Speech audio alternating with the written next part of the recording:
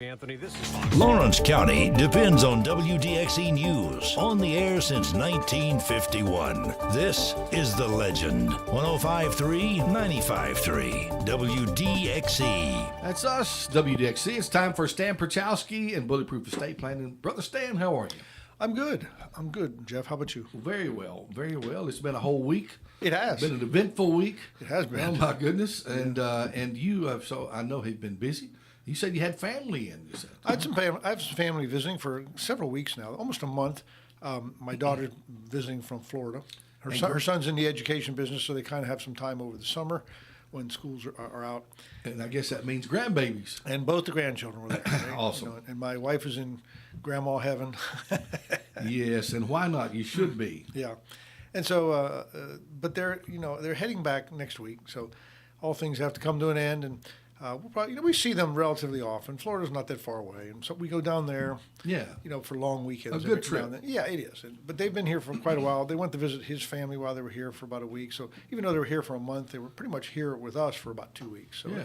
And then, it's fun. You almost, my wife had mentioned she could really get used to having the babies there all the time. Yeah. In the morning and Oh, when yeah. they get up and stuff like that. So anyway, That's good. That's It good. is. It is. Good stuff. Well, we were talking about you before you got here this morning. so LB said so. I was on the phone and I didn't have it tuned in like I normally do. Well, I was letting everybody know, of course, that today's Friday and it is time as this hour approaches. I was letting folks know that you would be coming in and would have the Bulletproof Estate Plan Hour with Estate Plan Stan. And we were talking about you, and we've talked about how much we've learned listening and just having conversations with you. And of course, you just had the seminar. I did last Saturday. Yeah, did you have a good crowd? It was pretty good. I mean, the summer crowds, it's hot and it's July and everybody's on vacation and out of school and stuff like that. So maybe not the best month to have those seminars, but we had the crowd we had was intense. Yeah. And they were, folks that come to my seminars are folks that have already given this topic a little bit of thought, and they develop questions, not sure what they can do. Folks that don't even think about this aren't the ones that come. Eventually, when you think about it, then it becomes important to you. It's like anything else, Yeah. But the ones we had were intense. They had some great questions. I mean, I was there for a little while answering questions, and they were very intent and very attentive, and paid attention. I saw some folks taking lots of notes.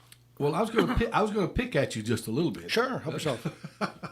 Because not only are you here on this station, but I listen to one of the Nashville stations, WTN out of Nashville, and you have a program. You have a program there as well. And I heard you. Did you? I heard your spot. Where you're advertising okay. the show. And I said, well, I know that guy. My wife was with me, and I said, I know that guy right there. And of course, she knows that I know you. But anyway, we're just having some fun at your expense, I guess. There you go. I do. I have a show there. If it's okay to talk about another radio station. Yeah, absolutely. Absolutely. I've been doing that one for 3 years.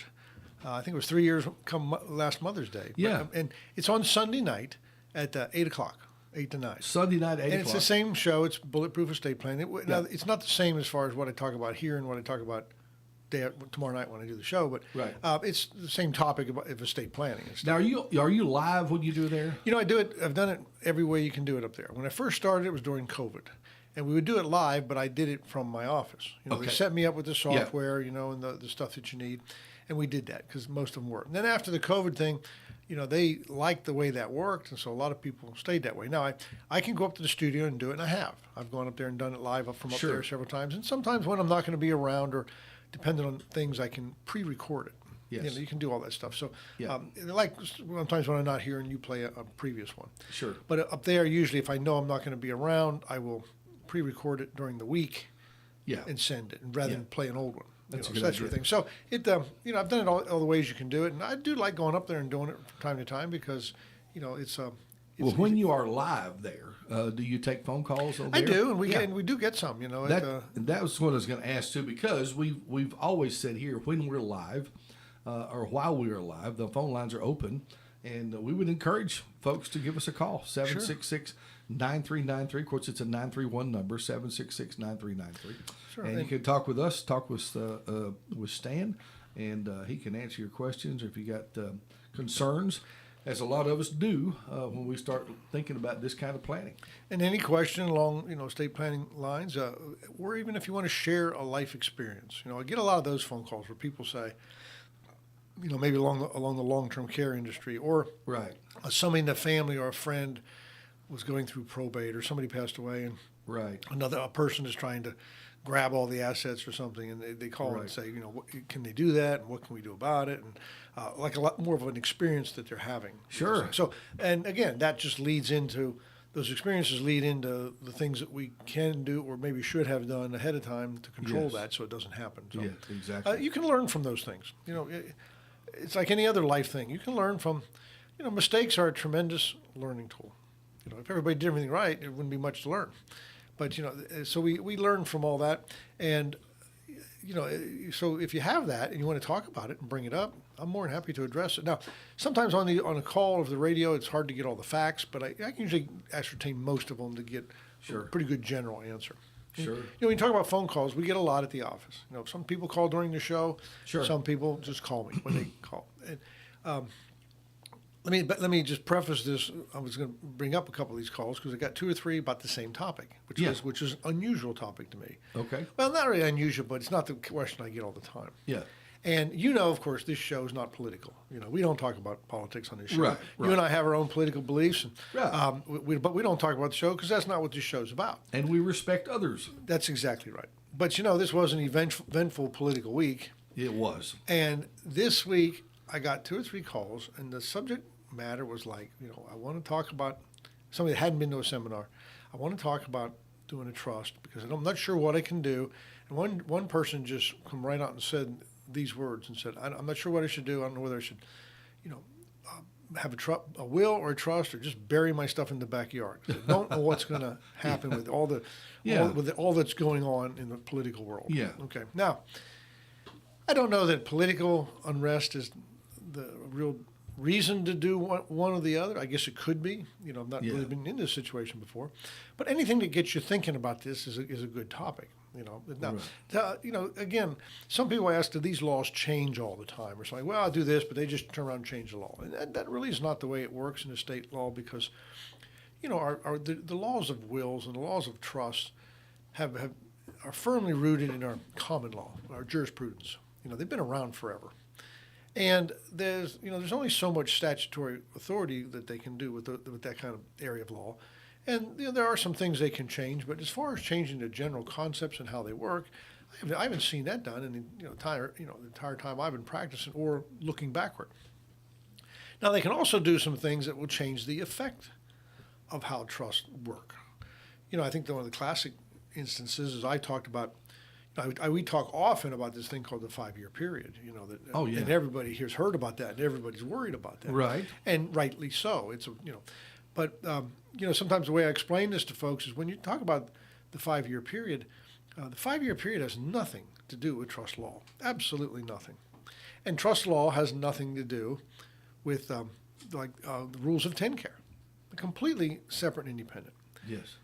But what can happen is the two can tend to overlap in a situation where they influence one another. And the example I give is, at the seminar, I usually tell people when you want to do an asset protection trust to protect your property from long-term care, Right. here's the goal. I said there's several goals, but the number one goal, and I usually phrase it this way: put your property in this asset protection trust and then stay the heck out of long-term care for 5 years. Okay. Yeah. Easier said than done, I know, but I'm just saying that's the number one goal. Now, when I say that, there's really 2 different things going on there. Yes. One is the very minute we put it in a piece of property, let's use real estate because you're so familiar with real estate. Yeah. Let's put a piece of real estate in this trust. The very moment we put it in there, it is protected from all creditors. Okay, they cannot get at it. TennCare can't get at it. The nursing home can't get at it. Of course, the nursing home doesn't do that, but Yeah. nobody can get at it because Right. because of the structure of this trust. However, what they can do is impose a penalty period on us for doing that. Or the only person that can impose a penalty period on us is TennCare. Yes. All the other creditors, TennCare is the only creditor out there that has this magic 5-year time window. Now, what the difference is, it has nothing to do with the trust law, but under the TennCare Act, they are allowed to impose a penalty period on you if you have given anything away in the last 60 months, 5 years, for less than market value. Yes. Now, when we transfer that piece of real estate we're talking about into the trust does not pay us for it. So let's say it's a $300,000 home. When you put that into the trust does not pay you $300,000 for it. Now, if it did, we would not have advanced our position one iota, because we have a $300,000 home that's exposed. If we put it into the trust and got $300,000 cash for it, now we got the same $300,000 asset, only in the form of cash, that is now exposed. Correct. So we've not gained anything. Correct. So when we put it in the trust, it's what we call a divestment, a gift. We've given it away. So 10-Care says if you give something away in the last 60 months of filing an application, we can impose a penalty period based on the value of that gift. Now so going in the trust is gifting it away. The same result as if you gifted it to your child. If you just wrote a deed and said, Right. "Here, I'm giving it to my kid." Right. Exact same result. So Right. the two laws do not have anything to do with each other, but the 10-Care law can influence how the trust works because of that. Yes. And that's a primary example of it. Interesting. And that's why when I say put property in trust and stay out of the nursing home for 5 years, there's two things we want to defeat. One, we don't want them to get at the property. And two, we know that once we put it in trust, we're kind of on the hook for this penalty period for the next 60 months because the nature of trust law. And when you fund a piece of property to the trust, you do so, and you, the individual, do not get fair market value for what you put in there. It's not that kind of exchange. Yes. It's not like you're putting it, now you are giving it away, but you're kind of putting it in your trust. So sometimes I think I could argue whether or not that you're actually giving it away, but Yes. that law's already been determined that if it goes into a trust, that triggers that period of time. Yeah. And so we try to plan around that. But anyway, so when people say, I'm worried about the political situation, do I need to bury stuff in the backyard to protect it? I don't know how much change is going to come from the political thing, but you know what? A lot of things have gone on that I didn't think was going to happen.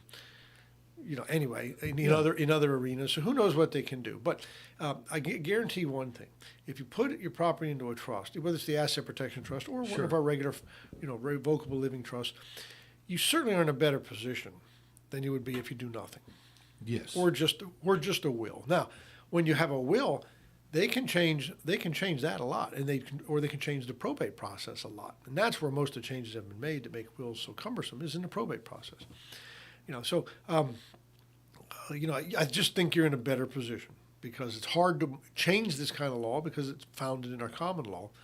And even the trust code, when you read the trust code, almost every statute in the trust code starts out by saying something like, if it's not otherwise stated in the instrument, then this would happen. Yes. So if a well-drafted trust addresses all those things, and so we don't have to rely on the trust code control, but if there is a gap, the trust code will fill it.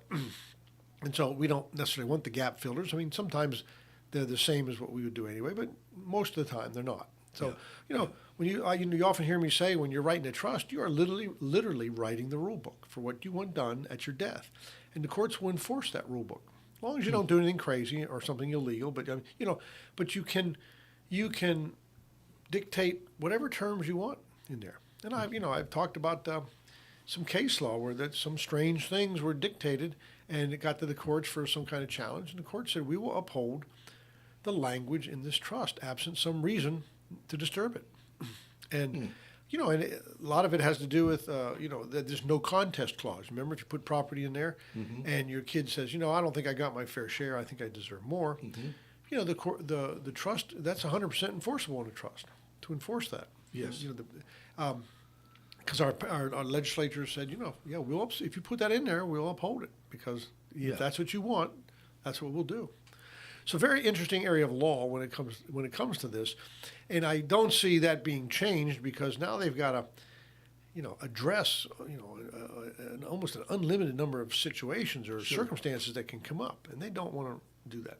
Yeah, it empowers you, and you're not left with the idea there's just nothing you can do. Good term. Was that the word of the day or something? Empower. That's a good. I wish I'd have thought of that. It does empower you. Yes. I'm learning. See, I'm learning. I didn't hear the word of the day, so but The word of the day was nonplus. Non-plus. Hyphenated or? No, no, non-plus. Which I guess is not as simplistic as being meaning negative, right? If you non-plus someone, you have left them perplexed and speechless. Often attorneys do that, you know.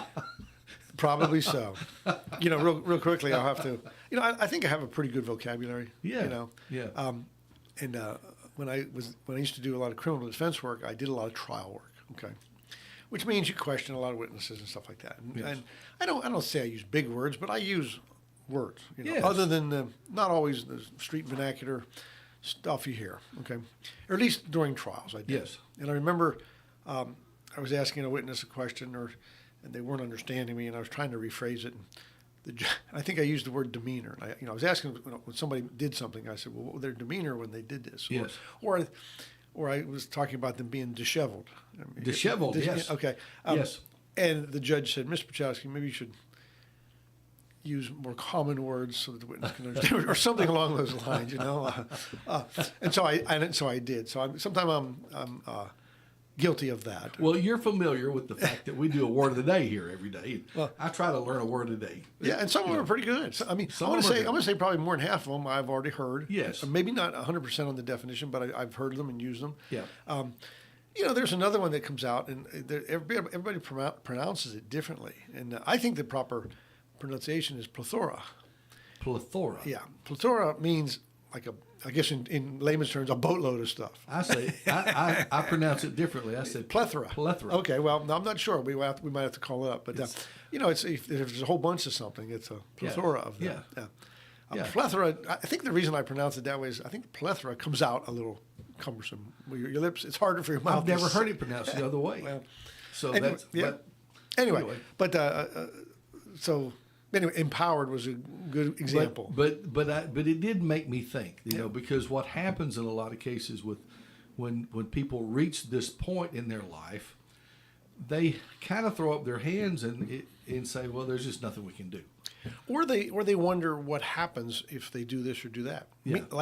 That almost presupposes there's a plan in place already. Mm-hmm. I get that question a lot. Let me see if I can explain it a little better. I get a question where people say, well, okay, if I leave this, I got 3 kids, and if I leave my stuff to my kids, what happens if one of them passes away before me? Yeah. And the answer to that question is really whatever you say.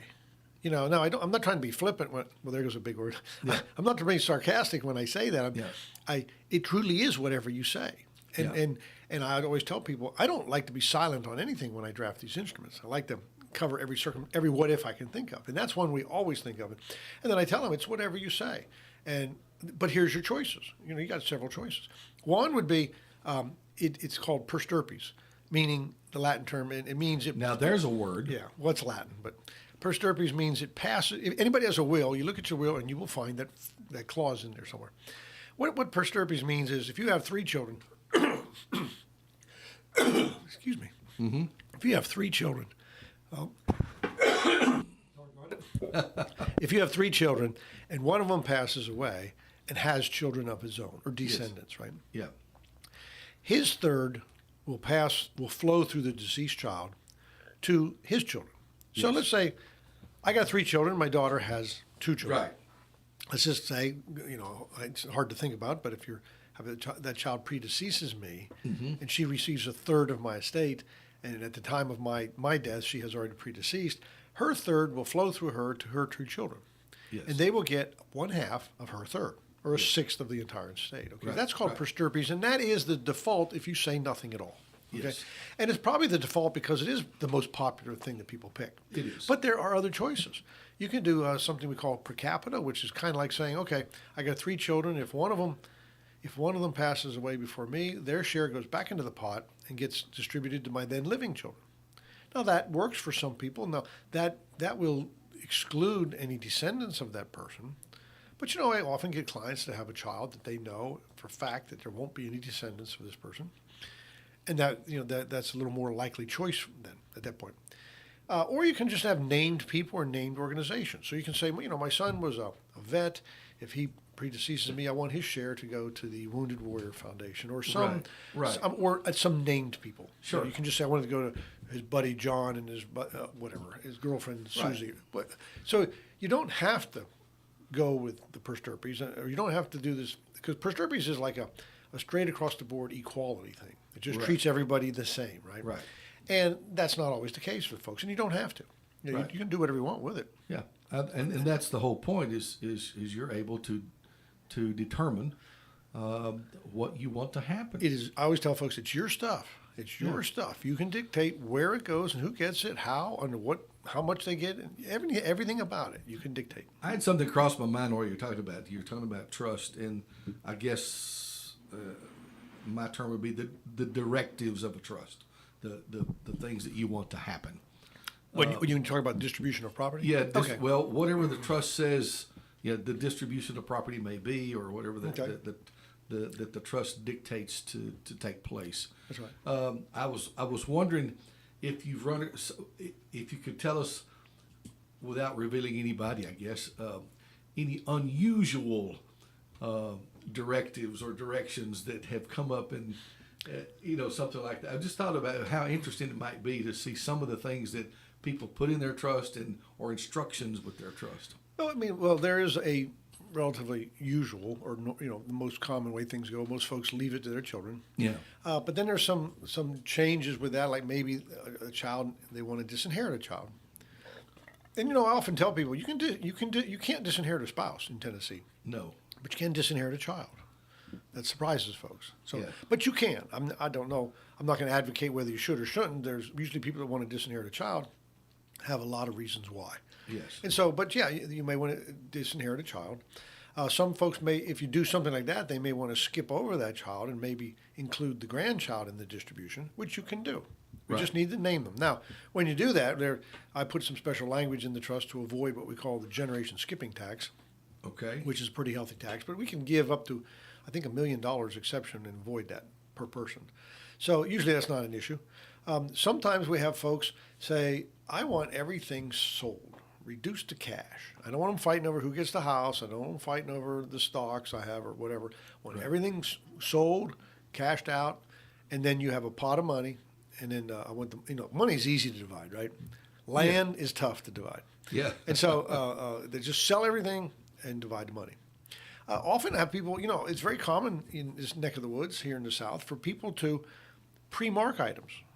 Like, at the bottom of this chair, if your name is on here, this chair goes to you, right, at my death, right? I've run across that a time or two. Yeah. People do that. So, I've put into trust that say, the successor trustee needs to honor anything that they find that's pre-marked as a distribution.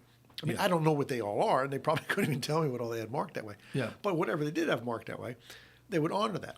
Or, I've had one where somebody said, for lack of a better term, after death, get everybody around the kitchen table, and we're going to have like a round robin. And I'm going to say, okay, the oldest goes first and says, what do you want? The successor trustee says, what do you want? Yeah.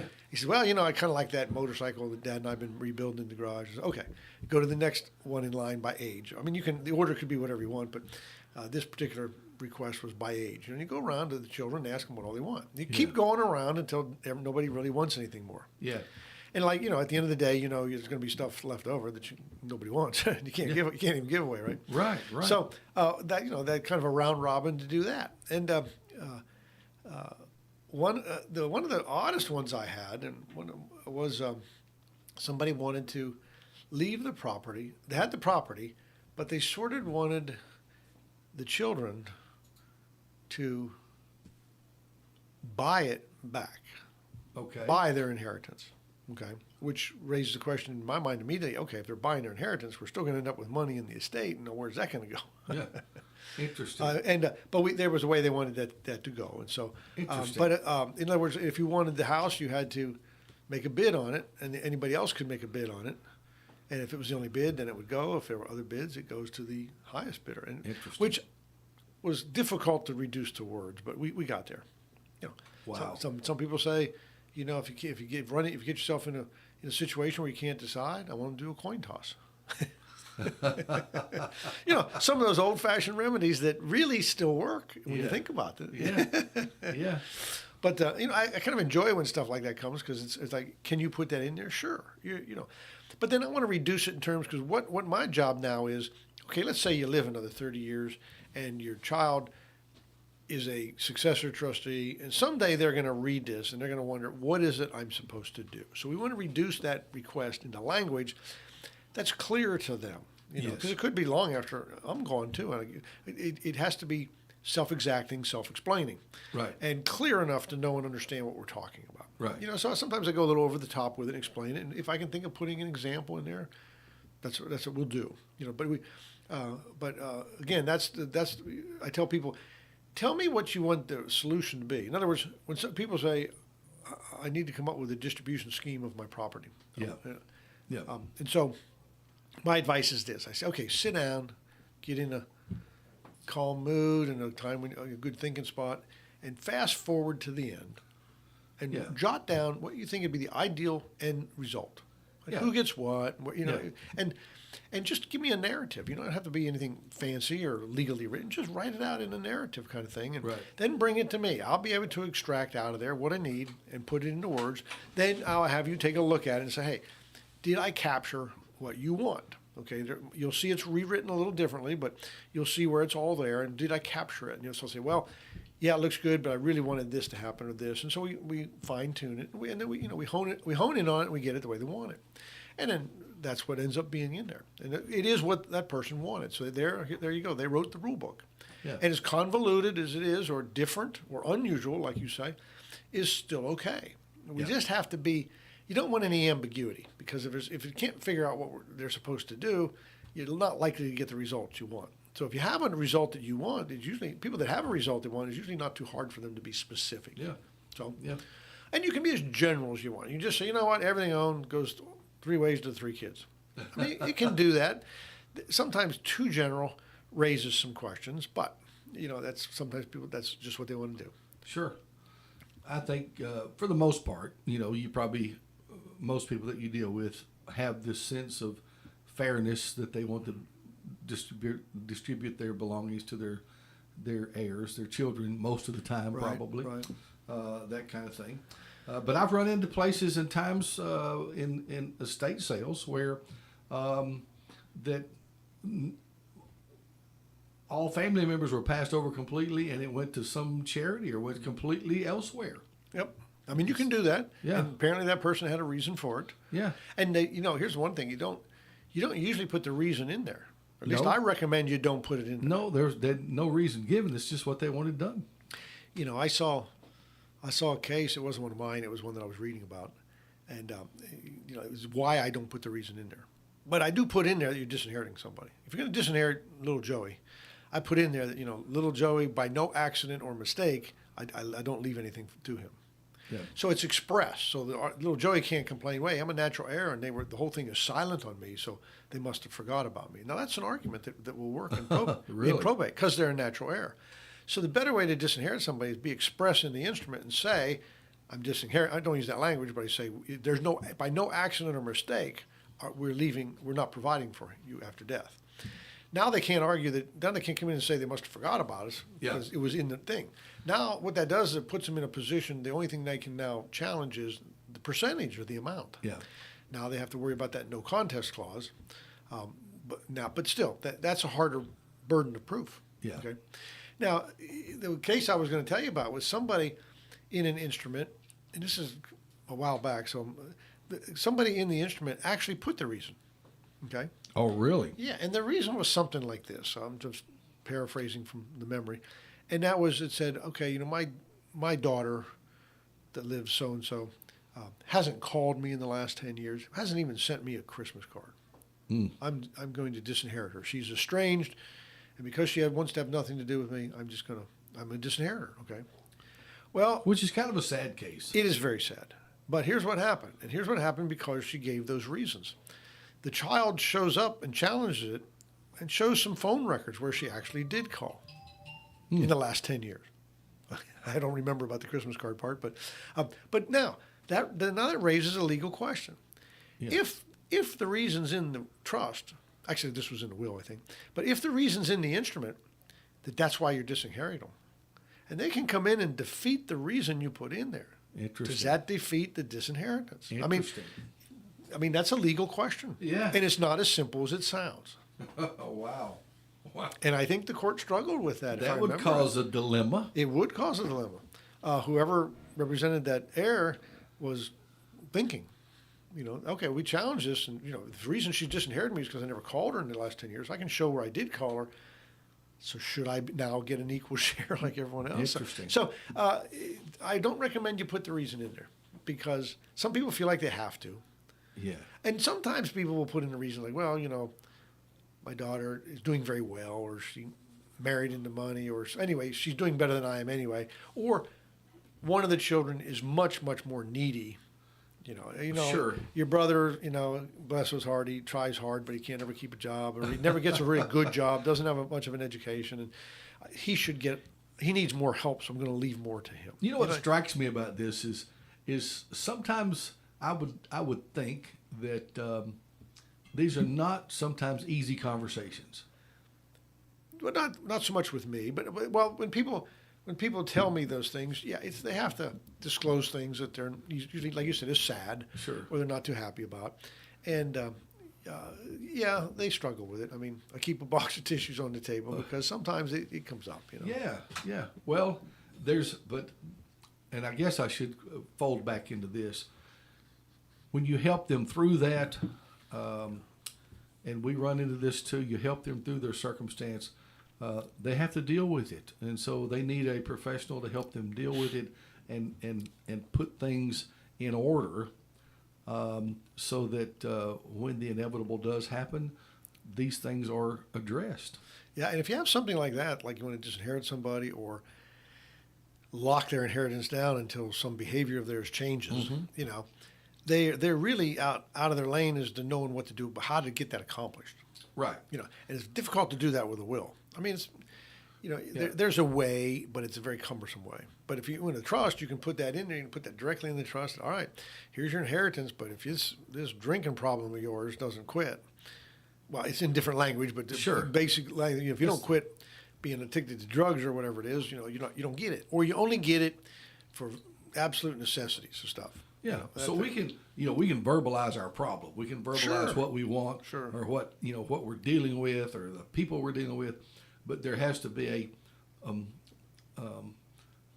a legal. Yep. What am I trying to say? A legal format. Yeah, we have to reduce that to the language that needs to be in the trust language that'll end up with that result. Yeah. And it can be a very odd problem. We just have to be descriptive about it. Yeah. And the solutions will be enforced. Yeah. Interesting. I talked about a case not too long ago where some gal left money to both her daughter and her son. Excuse me. But she said the daughter gets it outright. She just gets it. The son can get it outright, but not if he's married to the person he's married to at the time of this writing. If he's still married to the person he's married to at the time of this writing, then it goes into trust, and his sister's the trustee over it. And so he has to ask her whenever he wants some of his own money. How about that? And so now that seems kind of odd. Now you can read between the lines. Mom didn't care much for her in-law. Right? Evidently not. Didn't voice the reasons, but she was not happy about it. And the son chose to still be married at the time she passed away, and that's what happened. He challenged it in court, and I brought this case up because it hits the nail right on the head as far as writing this rule book. The court said, in a trust like this, you are a beneficiary at the whim of the trustor, the maker of the trust. They can put you in, they can take you out, they can put conditions on it as much as they want. Yeah. Unfortunately for the son, he was still married to that person, so we're going to uphold what she wanted, because if you read the basis behind the trust code, we look at the annotations and the statutes. The legislature said we are going to consider the trustor's intent paramount, and absent a compelling reason, we're not going to disturb it. So, he argued that this is a restraint. This is a restraint on my right of alienation because it's basically saying it's an unauthorized imposition on my right to own and control property. Mm-hmm. And the court said, no, not quite. First of all, it's not yours. It's coming from Mom. And she's saying it comes, she gave the terms and conditions. Unfortunately for you, you chose to still be married to the person because there was some language in it that they knew that condition was in there. Wow. And which I can see her letting them know that, so give the kid an opportunity to do what mom wanted. So he chose to still be married to her, and the court upheld that. I mean, so I think that's, unfortunately for him, but I mean, it's a case where the court's going to say, whatever you put in here, we will enforce. That's striking, really, if you think about it, that, and I'll use that word again, that document empowers you to dictate all the terms and conditions you want. So I come back to that, what I said before. What will happen if I do this? Well, whatever you say in the instrument will happen. Yeah. You have the right to write the rule book. So whatever, and so the question is more like, what happened if this happens? My question should be, well, what do you want to have happen? Yeah. How would you like that to be solved? And with my pencil in hand, I will write down what you say, and that's what would be in the instrument. So it's almost. It's so easy to overthink that. It's like, can that be that simple that if you just write down what you want and that's what gets done? And the answer is yes. I mean, I'm an engineer, I'm an attorney, and I have this disease where I just overthink things. My wife calls me on it all the time. It's not that hard, just it's simple, just do it. Don't overthink it, just do it. This one could be, because is it really that simple? And the answer is yes. Yeah. I actually had, in the last month, I had a client come in, potential trust client. They came in and they sort of approached me this way. Usually when people come in, they reached out like, I went to your seminar. I didn't know what a trust was, but I went to the seminar, and now it sounds kind of interesting. Can I talk more about it? Well, this couple came in and said, look, we just finished our parents' estate, and they had a trust. And they at that point I'm thinking, all right, what went wrong? But their response was, listen, we were the successor trustees. And they said, we were just shocked that this thing went like such a well-oiled machine. Yeah. I mean, it went rapidly, it went smooth, we're all done. And they said, you know what, it was a couple, and I think the husband was the successor trustee, not the two of them, but they said, we have kids, and we want one. What they're kind of saying to me is, hey, save the sales pitch, Stan. We've seen this thing work. We know how it works, and it was great. We want one. Well, I don't even have to talk. Well, I don't even have to tell them about it. Yeah. And now, not everybody comes from that position of seeing one work. Right. Most people just hear what I tell them, or maybe you can be fortunate enough to know somebody that has one, and you just kind of know that it really wasn't all that much of a hassle. Yes. And that's true. A well-drafted trust, and it will go just as smooth as silk afterward. Now, can somebody challenge it? They can challenge it. Usually the next best thing is available, and that is that they're not going to be successful. Yeah. So, they do go smooth. They do go like a well-oiled machine. They're great tools as opposed to going through the cumbersome probate process, or what can be very cumbersome. Right. Even if the probate process is not riddled with too many issues, it's still a cumbersome process. It's just not as big a hassle. It's at least a hassle. It's at most a nightmare. I mean, it just can be a real problem. So it avoids all that. So, most folks have to just sort of listen to what I have to say about it, and maybe talk to others and find out that it really is the better way to go. Yeah. And, I'm sold. That's what got me into this area of the law. I shifted from the criminal defense work to estate planning. And that's one of the things that got me into it. This business, there's no place else in law that you can literally do what I call write the rule book. I mean, you're stuck with what the legislature said, and that's all there is to it. They dictate, like in criminal work, they dictate what conduct is criminal and punishable and what is not. And there's not a whole lot of gray lines. Sure. The gray lines come as well. Was the search valid? Was there actually consent and this and all? But the law, the conduct that is pretty well spelled out. Yeah. In this area, the conduct is wide open. You just whatever you want to do. Interesting. And it really all comes. You're thinking, okay, why is it like that? Well, maybe you wouldn't ask that, but I asked it that. Well, why is it like that? And if you look into it, again, it's like how we started out this hour. You go back into our common law. Our common law is kind of like court law. In other words, stuff comes to court, and the court decides, and that becomes law. And the court has there's this business of leaving your assets and your property to your heirs is firmly rooted in our history for millennia. I mean, the scriptures is riddled with it. Yes. From cover to cover, the words inheritance in the Bible That's right. is mentioned just under 300 times. Now, it's either in Hebrew, Greek, or Chaldee Yeah. in the actual manuscripts. But I mean, it is mentioned that many times, and there's all kind. I do a show sometime, and I haven't done it for a while. And this sort of makes me feel like I should do it. I usually do it around Christmas, but I call it the biblical perspectives of estate planning.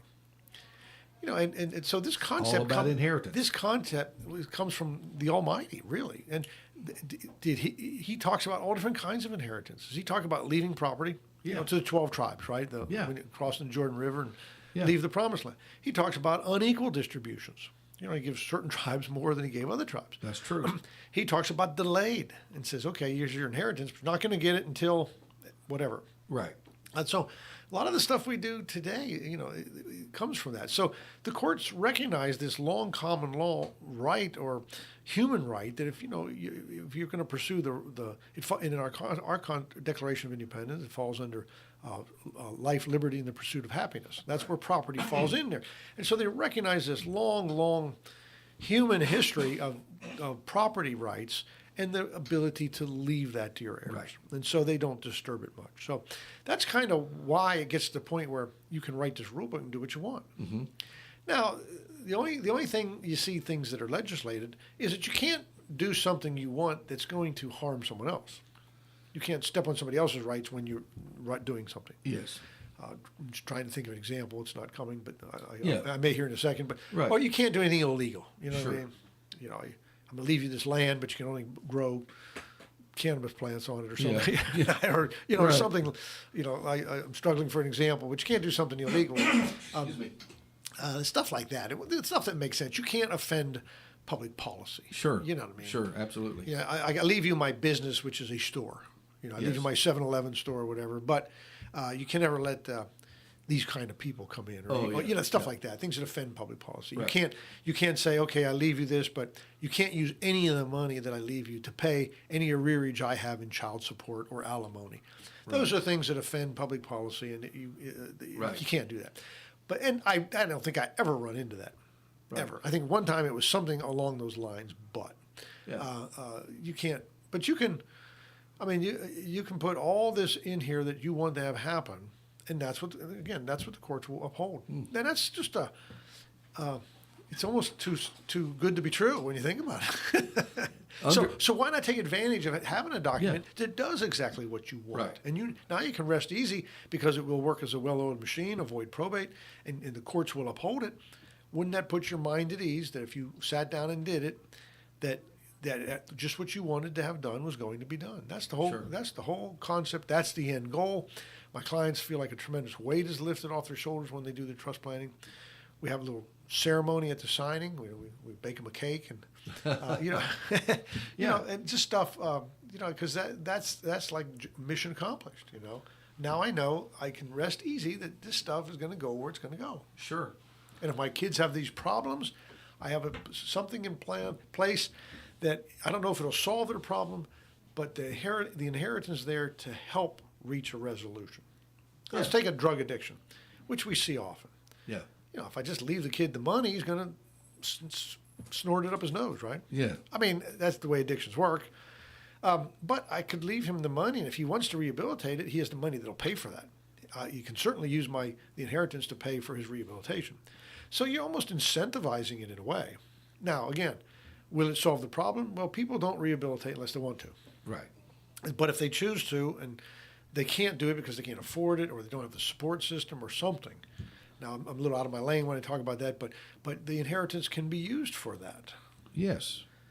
Stuff like that, or you can leave it for higher education. A lot of times people would like to get a higher education, but they can't afford it.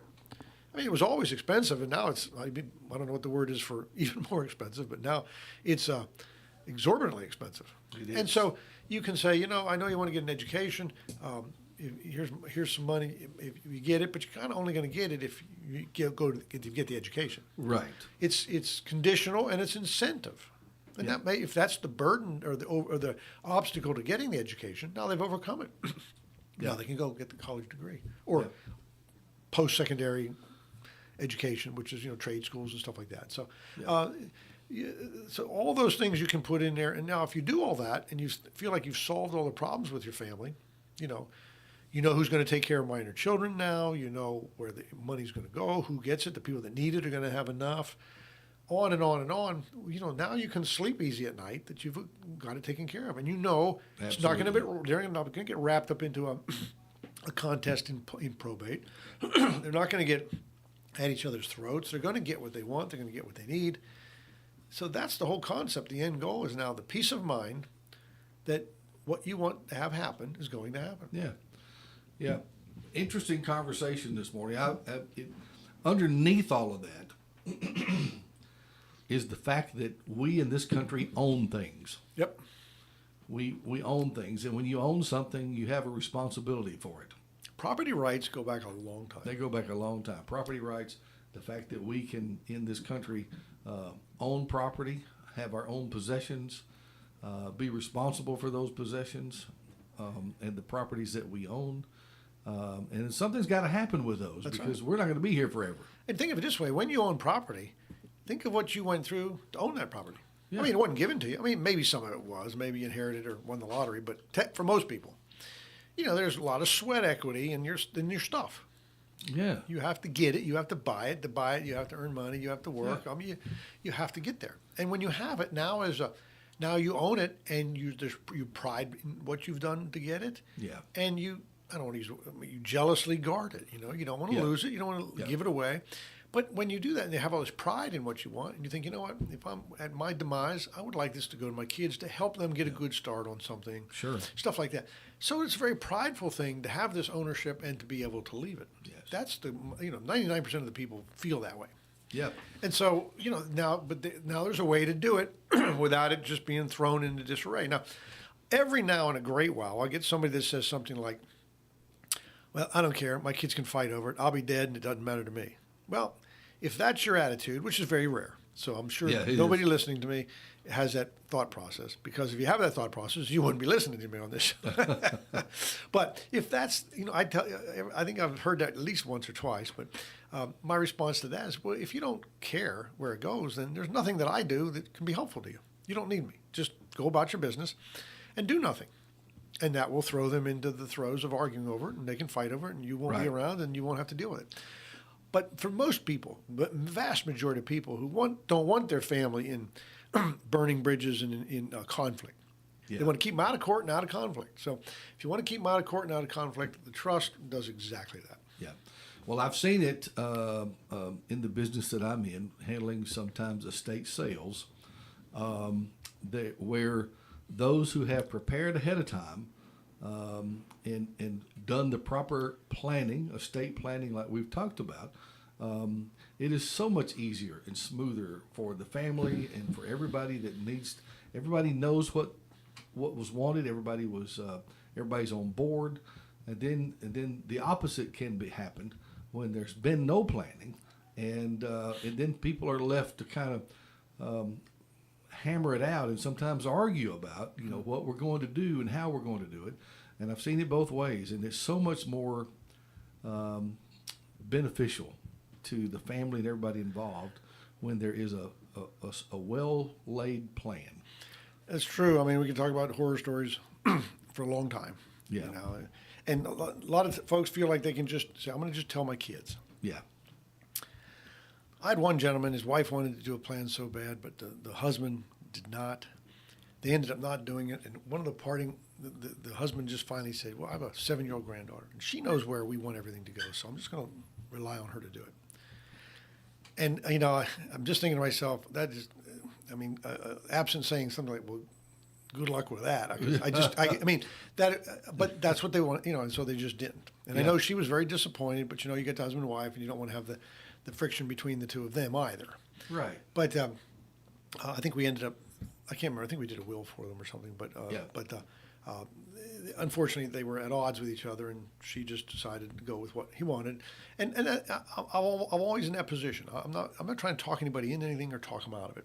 They wanted to learn about it. We talked about what the trust does. The wife was very, very on board with it. The husband just thought, I don't think there's a need for that. So they had to work it out. What they told me they wanted to do was just put in the will that we leave it. The grandchild is going to determine who gets what. Interesting. And so maybe it'll work. Theoretically, it could work, but in reality, will it? I don't know. Things like that, typically, so many what ifs with that. And when we're in the what if business, those are the things we want to think about ahead of time and solve. What if? At the very least, what if that child's not around anymore? Who's the next person in line to do it? Yeah. Well, with the last few minutes, Stan, we ought to talk about the fact that you still do some seminars. I don't know when your next one is, but you just finished one. I did, and we typically do them. Now we're doing them about every other month. Yeah. And the reason we spread them out because I do private speaking engagements for churches, for employers, things like that. Yeah, that's a good idea. And you can, just to throw that out there, if you can certainly invite me to come talk to parishioners at a church. Yeah. Or a group, a civic group. Yeah. Or I get, maybe what some people don't think about is I get some employers.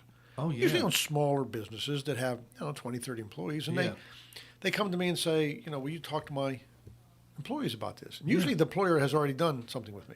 Yeah. And they're so pleased with what they've done that they want to pass it on. And then I kind of work something out with them and say, listen, I'll be, if your employers come to me and want to do a plan, because they're one of your employers and they've come from the seminar that I came and gave to you, we'll offer them some incentive in the cost and stuff like that. And that's a win-win because the employer now has something he's offering to his employees, it's being employee friendly, and employees get a break in the cost or the incentives. There's incentives there. And so I'll be glad to do that. Same thing with churches, like I said, just any groups at all. Sure. I've been invited to some unique organizations that just want to talk about this. Yeah. And usually it's somebody in that organization has done something, and then they would like me to come and talk to the other people in that organization. Right. Certainly those folks can come to the seminars, but usually the general public doesn't come to one of those meetings that somebody invites me to a group of people. That's a good idea. So anyway, the question was, when is the next one? And it is September the 14th. So it's, not August. We're going to skip August and get into September. That's a Saturday. And it seems like we're doing more and more Saturdays, but that's going to be at 10 o'clock in the morning on that Saturday. It's going to be in Pulaski. Now, it's a toss-up right now between two different venues. Either going to be at this theater or at the American Legion. The American Legion invited us to come there, and I think there might be something going on at the theater that makes it unusable for me. But you can see one from the other, so I'll know in a couple of weeks, or certainly as we hone in on that. You can certainly sign up for it, but it's going to be right there.